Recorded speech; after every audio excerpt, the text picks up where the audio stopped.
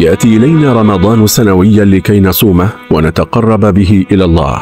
ولفضل هذا الشهر وجلاله كان النبي صلى الله عليه وسلم يبشر أصحابه رضي الله عنهم بقدوم رمضان، ويذكرهم ببركات هذا الموسم العظيم ليعدوا له عدته من العبادة والطاعة والاستقامة على أمر الله تعالى. ولكن هل فكرنا أعزائي المشاهدين لماذا فرض الله علينا الصوم في شهر رمضان؟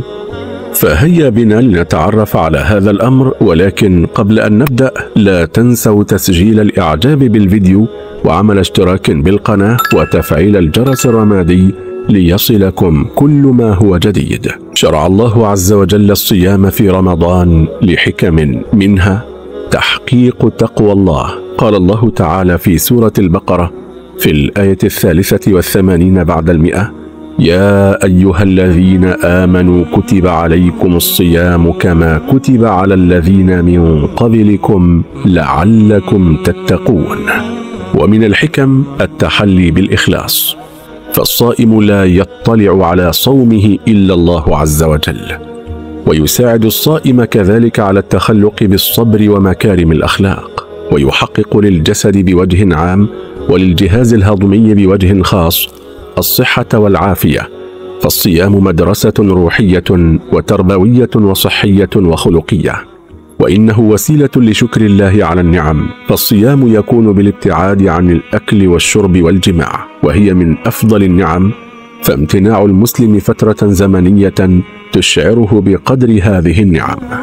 وإنه وسيلة للابتعاد وترك ما حرمه الله عز وجل، وهو سبب لاتقاء ما نهى الله عنه.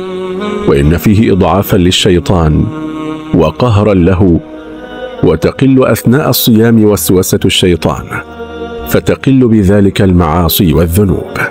وأنه يعود المسلم على القيام بالطاعات والإكثار منها، ويعلمه الزهد في الدنيا والترغيب بما هو عند الله تعالى.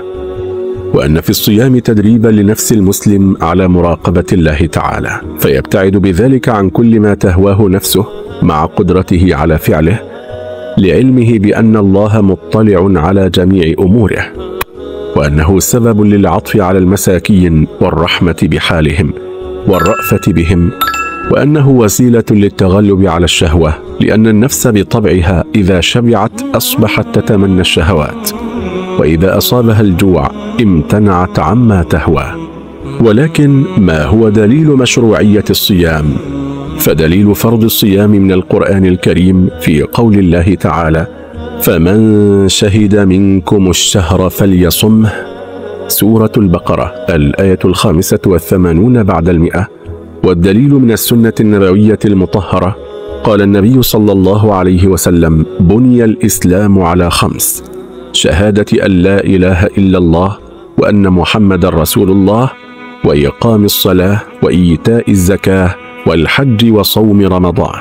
فصيام رمضان واجب بالكتاب والسنة والإجماع، وأحد أركان الإسلام. أركان الصوم: للصوم ركنان.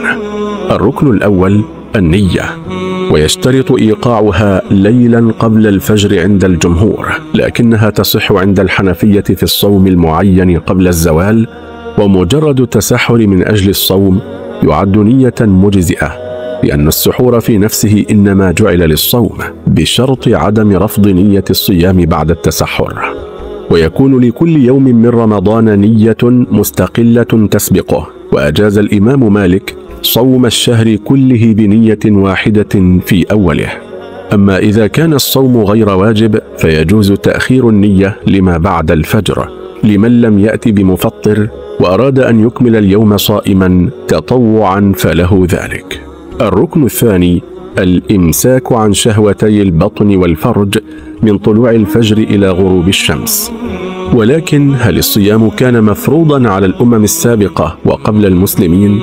نعم، إن الصيام كان معروفا لدى الأمم السابقة قبل الإسلام. فقال القرطبي رحمه الله: فرض صيام رمضان على قوم موسى وعيسى عليهما السلام فغيروا وزادوا. وقال ابن كثير رحمه الله: إن الصيام كان 3 أيام من كل شهر ثم نسخ برمضان.